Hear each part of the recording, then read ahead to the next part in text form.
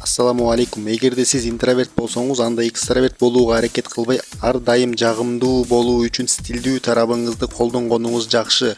Интроверттердин баары эле жагымдуу боло бербейт. Экстраверттер өтө эле ызы чуу кыла баштаганда эле сүйкүмдүү боло баштайт. Интровертти жагымдуу же сүйкүмдүү кылган бирден бир фактор бул өзүнө болгон ишеними жана сиздин өзүңүздү көп сүйлөбөгөн интроверттей алып жүргөнүңүз. Жашыруун тарабыңызды билгизгениңизде адамдар сиз жөнүндө көбүрөөк билгиси келе баштайт. Сиздин сырыңыз адамдарды сизге тартат жана жагымдуу болуунун ачкычы адамдарды өзүңө тартуу. Бул сиздин өзүңүзгө болгон ишенимиңизге жана саламдашуу жөндөмүңүздөн көз каранды. Жылмайганыңызда эле сиз кызыктуу маек куруп жатасыз.